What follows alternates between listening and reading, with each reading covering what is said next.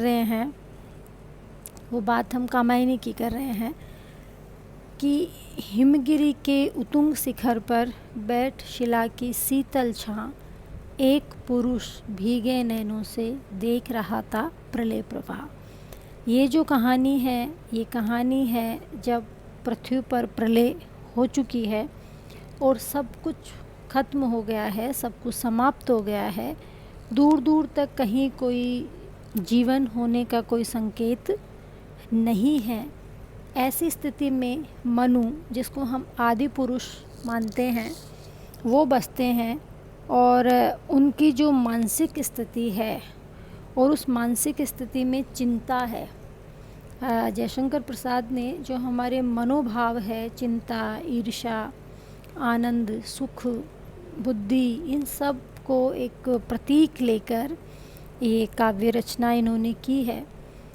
तो जो कवि है वो यहाँ पर जो हमारे आदि पुरुष मनु हैं उनकी मानसिक स्थिति का चित्रण कर रहे हैं कि प्रलय के बाद क्या स्थितियाँ थी और किस तरह का वातावरण या किस तरह के परिवेश में वो बैठे हुए हैं और उनके मन में क्या विचार आ रहे हैं, क्या विचार जा रहे हैं, उन्हीं की स्थिति का चित्रण यहाँ पर कवि ने किया है।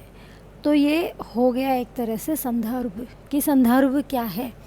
आपके जो व्याख्याएं आती है सेकेंड ईयर फर्स्ट ईयर में कि संदर्भ सहित व्याख्या कीजिए, तो ये जो व्याख्याएं हैं कि संदर्भ, इसमें संदर्भ है प्रलय का जब हमारी पृथ्वी प्रलय में डूब चुकी है, चारों तरफ विनाश ही विनाश है, कहीं कोई जीवन का संकेत नहीं दिखाई दे रहा, उस स्थिति का यहाँ पर वर्णन है। तो ये संदर्भ हो गया। और प्रसंग ये हुआ कि मनु ये सोच रहे हैं कि अब मैं क्या करूं, उनके मन में ये विचार चल रहे हैं। तो हिमगिरी के उतुंग शिखर पर बैठ शिला की शीतल छां। हिमगिरी हिमालय पर्वत के बहुत ऊंचे शिखर पर, उतुंग ऊंचा शिखर पर बैठकर वो बैठे हैं उस पहाड़ के ऊपर, और शिला, एक पत्थर की शिला, उसकी शीतल छाया में वो बैठे हुए हैं। आप कल्पना करिए एक ऊंची पहाड़ की चोटी पर बैठे रहना और उस चोटी पर भी कोई चट्टान जिसकी छाया में या जिसकी ओट में हम कह सकते हैं कि छुपकर या एक तरह से अपने आप को बचाने का प्रयास करते हुए वहाँ पर बैठे रहना।